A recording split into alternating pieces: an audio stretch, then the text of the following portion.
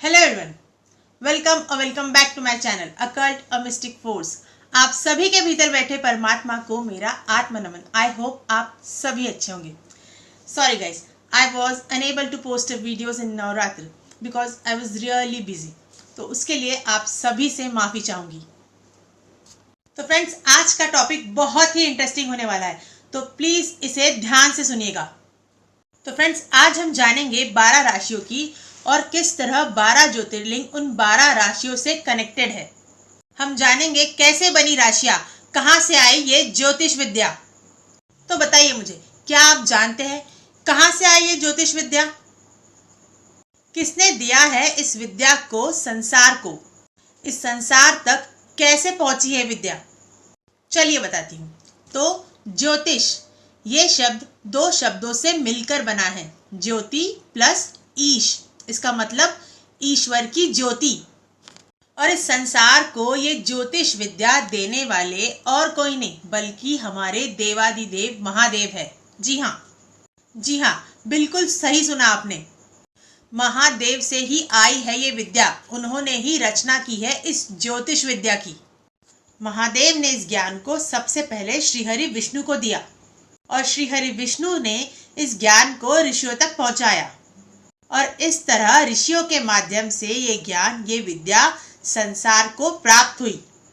ये बात तो हम सभी जानते हैं कि हमारी कुंडली में 12 ही भाव होते हैं, मतलब 12 घर, 12 हाउसेस, और राशियां भी 12 ही है और ज्योतिर्लिंग भी 12 ही है।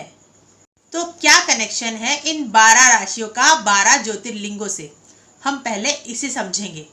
देखिए, जितनी भी 12 राशि है, इन सभी 12 राशियों में से एक एक राशियों को एक एक स्पेसिफिक ज्योतिर्लिंग से एसोसिएट किया गया है और कुंडली के इन 12 भावों से हम अपने लाइफ की डिफरेंट प्रॉब्लम्स समझ सकते हैं।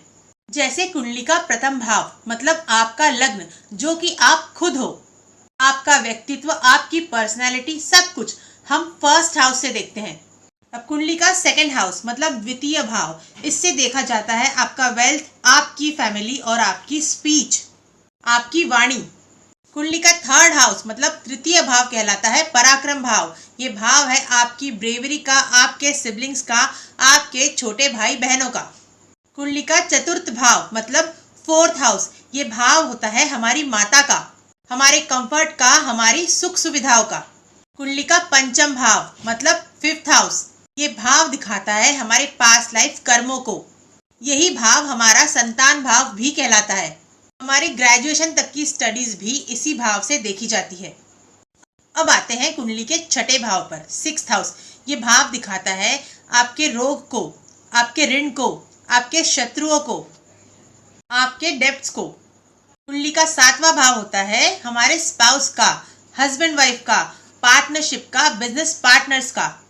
अष्टम भाव होता है मृत्यु का, गुप्त विद्याओं का, मिस्ट्री का, अकल्ट का, हमारे इन लॉज का, तंत्र मंत्र, सब इसी भाव से देखा जाता है। कुंडली का नवम भाव कहलाता है हमारा भाग्य भाव। ये भाव होता है हमारे धर्म का, अध्यात्म का, फॉरेन ट्रैवल का, तीर्थ यात्रा का। कुंडली का दशम भाव होता है हमारे पिता का, हमारे कर्म का, हमारे करियर का, हमारी वर्क प्लेस का। अब बात करते हैं एकादश भाव की, मतलब कुंडली का 11th हाउस, जो दिखाता है हमारी इच्छाओं को। ये भाव होता है हमारे इनकम का, हमारे गेन्स का, स्पेक्यूलेशन का। अब आते हैं आखिरी मतलब 12वें भाव पर, 12th हाउस। भाव है मोक्ष का, सेक्सुअल प्लेजर्स का, हमारे बेड कंफर्ट का। इसी भाव से लॉसेस भी देखे जाते हैं और यही भाव जेल यात्रा के योग भी करवाता है। अब वापस से चलते हैं कुंडली के फर्स्ट हाउस पर, जो कि है हम खुद, हमारा लग्न, जिससे हम अपनी एग्जिस्टेंस देखते हैं। और जो सबसे पहली प्रॉब्लम आती है वो आती है हमारे एग्जिस्टेंस को लेकर। हम कहते हैं मैं ये हूँ, मैं वो हूँ, मैं ये कर सकता हूँ, मैं वो कर सकता हूँ। मतलब यहाँ पर हम अपनी बात करते हैं, अपने को बड़ा दिखाने की कोशिश करते हैं। अब यही प्रॉब्लम शुरू हुई ब्रह्मा और विष्णु जी के बीच, उनकी एग्जिस्टेंस को लेकर कि दोनों में से बड़ा कौन है। जब ब्रह्मा जी और विष्णु जी में इस बात को लेकर बहस हुई कि बड़ा कौन है, तो ब्रह्मा जी कहने लगे कि मुझसे बड़ा कोई नहीं। तब विष्णु जी ने कहा, इस बात का निर्णय हम नहीं कर सकते। तब वे दोनों महादेव के पास गए। तब महादेव ने उनके सामने एक अनंत ऊर्जा, एक प्रतिबिंब का, ऊर्जा के प्रतिबिंब का निर्माण किया, जिसका ना तो अंत था ना ही आरंभ। वो ऊर्जा का प्रतिबिंब अनंत था, इन्फिनिट था। तो महादेव ने ब्रह्मा और विष्णु जी दोनों से कहा कि आप इस प्रतिबिंब का, इस ऊर्जा का एंड बताओ। जो भी सबसे पहले इस ऊर्जा के अंत तक पहुंचेगा वही होगा सबसे बड़ा। अब श्री हरि विष्णु तो पहले से ही जानते थे। तब उन्होंने महादेव से हाथ जोड़कर कहा कि हे प्रभु, इस ऊर्जा का कोई अंत नहीं। और उसी जगह ब्रह्मा जी यहाँ झूठ बोल गए और ब्रह्मा जी के इस झूठ को महादेव जान गए। और तब उन्होंने अपनी क्रोधाग्नि से एक भैरव प्रकट किया, जिन्होंने अपनी इस कनिष्ठा उंगली से ब्रह्मा जी का एक शीश काट दिया। और इस तरह ब्रह्मा जी का अहंकार, मतलब उनका मैं भाव समाप्त हुआ। अब महादेव ने जो इस अनंत ऊर्जा के प्रतिबिंब का निर्माण किया था, तो इस ऊर्जा को इसी तरह ब्रह्मांड में नहीं छोड़ा जा सकता था, नहीं रहने दिया जा सकता था। इसको डिस्ट्रॉय करना जरूरी था। तो ऐसा कहा जाता है कि तब विष्णु जी ने इस प्रतिबिंब को 12 बराबर भागों में बांट दिया और धरती के जिस जिस स्थान पर ये 12 शक्तिपुंज गिरे, उस स्थान पर 12 ज्योतिर्लिंगों की स्थापना हुई। उन सभी 12 स्थानों पर ये ज्योतिर्लिंग प्रकट हुए। अब इसी तरह श्री हरि विष्णु ने इस ब्रह्मांड को 12 इक्वल पार्ट्स में बांटा और 12 राशियों का निर्माण किया। तो ये 12 राशियां भी विष्णु जी के 12 रूपों को बिलोंग करती है। और इस तरह 12 राशियों के रूप में विष्णु जी की ऊर्जा महादेव की ऊर्जा, मतलब उनके ज्योतिर्लिंगों से कनेक्ट हो गई, उनसे एसोसिएट हो गई। तो इसीलिए 12 ज्योतिर्लिंग है, 12 राशियां भी और 12 भाव भी। तो जब 12 राशियों के साथ 12 ज्योतिर्लिंग बने, तो कुंडली के इन 12 भावों में एक एक राशि के साथ एक एक स्पेसिफिक ज्योतिर्लिंग जुड़ गया, जिसे एक फॉर्मूले के जरिए कैलकुलेट किया जाता है। और जब आप 1 से लेकर 12 राशियों से जुड़े सभी ज्योतिर्लिंगों को समझ लेंगे, तो आपको आपकी प्रॉब्लम्स का सलूशन भी मिल जाएगा। अब जैसे मान लीजिए अगर आपका शनि नीच का है। अब नीच के शनि किस राशि में होते हैं? तो वो होते हैं एरीज, मतलब मेष राशि में, जो है मंगल की राशि। अब मेष राशि के साथ जो ज्योतिर्लिंग जुड़ा हुआ है वो है रामेश्वरम। तो अब जिनका भी शनि नीच का है या फिर आपके लग्न में कोई प्रॉब्लम है, आपकी बुद्धि आपके इंटेलिजेंस को लेकर, आपके एग्जिस्टेंस को लेकर अगर आपको कोई प्रॉब्लम आ रही है, देन गो टू रामेश्वरम। आपको सलूशन भी मिलेगा और आपकी प्रॉब्लम भी सॉल्व हो जाएगी। अब जो सेकंड राशि है वो है टॉरस, मतलब वृषभ, जो आपका सेकंड हाउस है। आपका धन, आपका परिवार, आपकी वेल्थ, आपका कुटुंब। तो अगर आपको इनसे रिलेटेड कोई प्रॉब्लम आ रही है तो सोमनाथ जाइए, आपकी ये सारी प्रॉब्लम्स ठीक हो जाएगी। अब आते हैं तीसरी राशि पर, जो है जेमिनाई, मतलब मिथुन, जो है हमारी कुंडली का तृतीय भाव, मतलब हमारा पराक्रम भाव, हमारी ब्रेवरी का भाव, हमारे स्ट्रगल्स का भाव। तो अगर आप बहुत मेहनत कर रहे हैं और आपको उसका कोई रिजल्ट दिखाई नहीं दे रहा है, आपके दोस्त, भाई, बंधु सब आपके अगेंस्ट हो चुके हैं और आपको ऐसे लगता है कि अब मेरे जीवन का कोई मतलब नहीं रह गया है, सुबह से शाम तक गधों की तरह मेहनत करने के बाद भी मेरे पास कुछ नहीं है। अगर ये परेशानी आपके जीवन में चल रही है, then just go to Nageswaram. आप नागेश्वरम जाइए, आपको ऐसे लोग मिलेंगे जो आपके कंधे से कंधा मिलाकर चलने लगेंगे, आपके साथ खड़े हो जाएंगे। आप रुद्राभिषेक करिए। अगर आप नहीं भी जा पा रहे हैं किसी भी कारणवश, तो आप इस मंत्र ओम नागेश्वराय नमः, इस मंत्र का डेली जाप कीजिए, कंटिन्यू कीजिए। फिर देखिएगा सिर्फ 3 महीने में नागेश्वर बाबा आपको उनके धाम पर बुला लेंगे। So this really happens and it is very very powerful. अब बात करते हैं चौथी राशि की, जो है कर्क राशि, कैंसर, और जो है आपका चतुर्थ भाव भी, आपका माता का भाव, आपकी सुख सुविधाओं का भाव, आपके घर का, आपके मकान का, आपके वाहन का भाव। अब मान लीजिए अगर आपका घर ही नहीं बन रहा है, आपके एजुकेशन में, बच्चों के एजुकेशन में बहुत प्रॉब्लम आ रही है, आपके घर में सारी सुविधाएं हैं पर सुख नहीं है, कोई कंफर्ट नहीं है, आपको बीमारियां हैं, आपको हर जगह बस दुख की अनुभूति हो रही है, तो जाइए ओमकारेश्वर, क्योंकि कर्क राशि के साथ जो ज्योतिर्लिंग जुड़ा है वो है ओमकारेश्वर।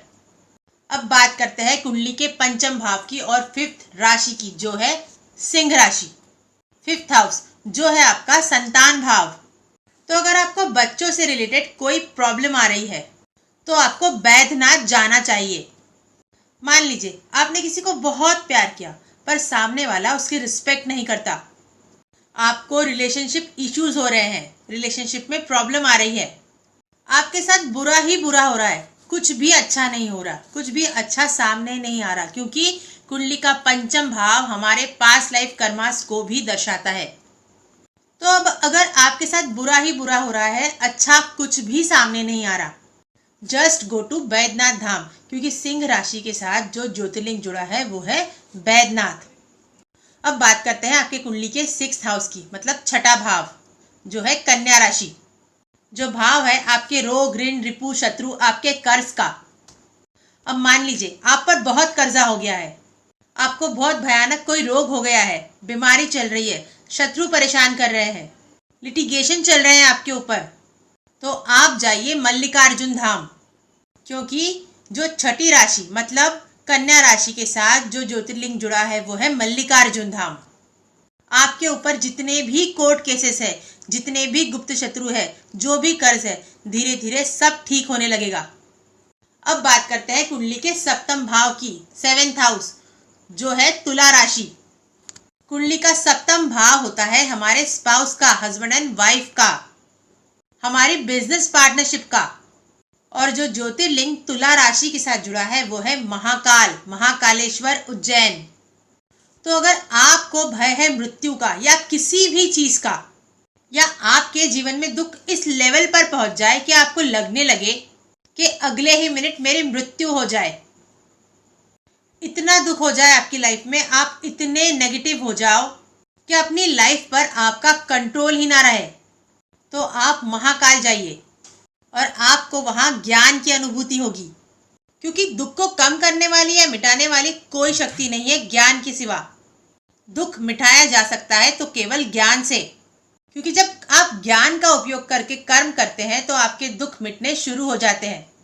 तो आप महाकाल जाइए और आपको वहां पर ऐसा ज्ञान मिलेगा जिससे आपके जीवन के सारे दुख मिटने शुरू हो जाएंगे और जिससे आप अपनी लाइफ में सब कुछ कर पाओगे, जिस ज्ञान से आप अपने जीवन में सब कुछ प्राप्त कर पाओगे।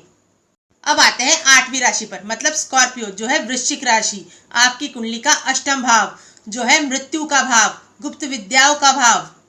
शादी के बाद आपका जीवन कैसा चलेगा ये भी इसी भाव से देखा जाता है। तो अगर आपके पास प्रॉब्लम है एक्सटेंडेड फैमिली की, आफ्टर मैरिज आपकी लाइफ अच्छी नहीं चल रही है, आप जितना ऊपर जाते हैं उतने ही तेजी से नीचे भी आ जाते हैं।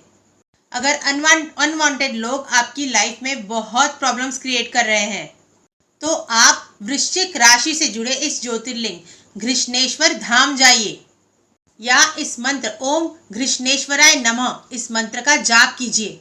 आपके अष्टम भाव से जुड़े जितने भी दोष है वो सब कट जाएंगे। आपको मार्गदर्शन मिलेगा कि आपको कैसे अपनी प्रॉब्लम सॉल्व करना है। अब आते हैं कुंडली के नवम भाव, मतलब भाग्य भाव पर, जहां पर होती है धनु राशि। तो अगर आपका भाग्य आपका साथ नहीं दे रहा है, आपको अपने पिता के साथ, अपने गुरु के साथ, अपने टीचर के साथ प्रॉब्लम आ रही है, आप लॉन्ग डिस्टेंस ट्रैवल करना तो चाहते हैं पर कर नहीं पा रहे हैं, आप किसी ऑर्गेनाइजेशन में हो, वहां पर आप प्रोटोकॉल बनाते हैं लेकिन आपके प्रोटोकॉल को अगर कोई फॉलो नहीं करता है और आप ये समझ नहीं पा रहे हो कि आपके साथ आखिर ऐसा हो क्यों रहा है, तो इसका मतलब या तो आपके प्रोटोकॉल में कमी है या फिर उसकी इम्प्लीमेंटेशन में। मतलब कहीं ना कहीं आप उसे सही तरह से इम्प्लीमेंट नहीं कर पा रहे हैं, तो आपको जाना चाहिए काशी विश्वनाथ की धनु राशि से जो ज्योतिर्लिंग जुड़ा है वो है काशी विश्वनाथ। काशी विश्वनाथ एक ऐसा ज्योतिर्लिंग है जो आपको मोक्ष देता है, जो आपको मुक्ति दिलवाता है, जहां मोक्ष की प्राप्ति होती है, क्योंकि धनु राशि गुरु की राशि है। क्या आपने सेजिटेरियस मतलब धनु राशि का साइन देखा है? उसका साइन कुछ ऐसा है, आधा मनुष्य और आधा अश्व, जिसके हाथों में धनुष बाण है। अब यहाँ पर आपको मैं एक इंटरेस्टिंग बात बताती हूँ। जो उस राशि के हाथों में, उस आधे अश्व और आधे मनुष्य के हाथों में जो बाण है, वो बाण है राम जी का, और वो बाण राम जी को दिया था महादेव ने। तो जब आप राम नाम का जाप करते हैं ना, मतलब आपको राम नाम का जाप करना चाहिए। आपको राम नाम का जाप करते हुए ऐसे इमेजिन करना चाहिए कि राम जी बाण छोड़ रहे हैं एक एक करके आपके बुरे कर्मों पर, और वो कर्म कटते चले जा रहे हैं, और इस प्रकार से नवम भाव से वो तीर आपके फेवर में चलने लगते हैं, जो आपके सभी दुश्मनों को, आपकी सभी परेशानियों को खत्म करते हैं। और इसीलिए भी कुंडली के नवम भाव को मुक्ति का प्रथम द्वार भी कहा जाता है। अब ऐसे तो कई लोग काशी विश्वनाथ जाते होंगे, है ना? पर क्या सब मुक्त होते हैं? नहीं, क्योंकि वो राम की ऊर्जा से, महादेव की ऊर्जा से कनेक्ट नहीं कर पाते। वहां जाकर राम नाम जपना पड़ता है, महादेव से जुड़ना पड़ता है। ये प्रोटोकॉल आपको वहां जाकर निभाना पड़ता है, और तब जाकर श्री राम आपके लिए बाण उठाते हैं और आपके प्रारब्ध के जितने भी उल्टे सीधे कर्म है सबको काटते हैं। अब आते हैं 10वीं राशि मतलब कैप्रिकॉन, मकर राशि पर, जो है आपका दशम भाव, जो आपका वर्क प्लेस है, आपका करियर है। अब अगर आपको करियर रिलेटेड कोई प्रॉब्लम आ रही है या फिर अपने करियर में कोई प्रॉब्लम आ रही है, तो आपको जाना होगा भीमा शंकर धाम। आपका काम नहीं बन रहा है, हर दिन आप एक नया चैलेंज फेस कर रहे हैं, तो आप जाइए वहां पर, आपकी करियर रिलेटेड सारी प्रॉब्लम खत्म हो जाएगी। अब बात करते हैं 11वीं राशि की, एकादश भाव की, मतलब मेरी राशि कुंभ राशि की, जो राशि है शनिदेव की। और हमारा कुंडली का एकादश भाव दर्शाता है हमारे इनकम को, हमारे गेन को, हमारे प्रॉफिट को। अब मान लीजिए अगर आपने बहुत मेहनत की है, फिर भी समाज में आपकी प्रतिष्ठा नहीं है। आप अपने गुरु से तो बहुत प्यार करते हैं, लेकिन आपके गुरु आपको अपने चरणों में भी बैठने नहीं देते। गुरु आपसे रुष्ट है, गुरु आपसे बहुत दूर है।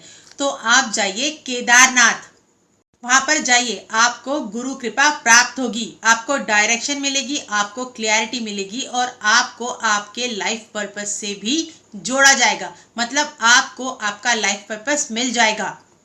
बात करते हैं 12वीं राशि पाइसेस की, मतलब मीन की, और 12वां भाव मतलब मोक्ष भाव, जो दर्शाता है लॉसेस को, जेल यात्रा को, फॉरेन ट्रैवल को, जो भाव है आपके शारीरिक सुखों का, बेड प्लेजर्स का। तो अगर आपकी लाइफ में इनफाइनाइट लॉसेस है या इन सारी चीजों से रिलेटेड कोई भी प्रॉब्लम है, आप जो भी इन्वेस्ट करते हैं उसका फल आपको नहीं मिलता, वो खत्म हो जाता है। इसका मतलब ये बिल्कुल भी नहीं है कि आपकी किस्मत खराब है। इसका मतलब ये है कि आपके पास सही ज्ञान नहीं है, और अगर सही ज्ञान ना होने की वजह से, अपनी अज्ञानता की वजह से आप चीजों को लूज कर रहे हैं, तो आपको जाना होगा त्र्यंबकेश्वर धाम। तो आपकी ये सारी प्रॉब्लम्स खत्म हो जाएगी। अब जैसे शनि देव महाराज का ट्रांजिट हुआ है मीन राशि पर, पाइसेस पर, इसका मतलब this is the right time to go to Trimbakeshwar Dham. Simple remedy, just pack your bags and go there and you will see how easy will be this transit. तो फ्रेंड्स, ये थी 12 राशियां और उनसे जुड़े 12 ज्योतिर्लिंग। अब अगर किसी कारणवश आप यहाँ नहीं जा सकते हैं, तो आप डेली सुबह शाम पाठ कीजिए द्वादश ज्योतिर्लिंग स्तोत्र का, जो कि बहुत ही छोटा और इजी है। तो आज हम अपनी वीडियो का एंड इसी द्वादश ज्योतिर्लिंग स्तोत्र के साथ करेंगे। सौराष्ट्रे सोमनाथम च श्रीशैले मल्लिकार्जुनम उज्जैनिया महाकालम ओंकारम ममलेश्वरम परल्या वैद्यनाथम च श्री डाकिन्या भीमशंकरम सेतु बंदे तु रामेशम नागेशम दारुकावने वाराणस्या तु विश्वेशम त्रयंबकम गौतमी तटे हिमालये तु केदारम घुष्मेचम च शिवालय एतानि ज्योतिर्लिंगानि साय प्रातः पठेन्नर सप्तम जन्म कृतम पापम स्मरणे न विनश्यति। अर्थात जो मनुष्य सुबह शाम इन 12 ज्योतिर्लिंगों का इस स्तोत्र का पाठ करता है उसके सभी जन्मों के पाप नष्ट हो जाते हैं। तो इस स्तोत्र का पाठ जरूर कीजिएगा। अगर आप रोज शिवलिंग पर जाकर जल चढ़ाते हैं तो इस स्तोत्र का पाठ करते हुए जल चढ़ाइए। भोले बाबा आपके सारे संकट हरेंगे। तो फ्रेंड्स, कैसी लगी ये वीडियो आपको? प्लीज कमेंट करके बताइएगा जरूर। तो अब मिलते हैं अपनी नेक्स्ट वीडियो में। तो अपना इतना वैल्यूएबल और प्रीशियस टाइम देने के लिए, इस वीडियो को इतने प्यार और इतने पेशेंस के साथ सुनने के लिए thank you so much from the bottom of my heart. Thank you so much for listening. With lots of love, gratitude and infinite blessings to all of you. हर हर महादेव, जय माता दी, जय महाकाल।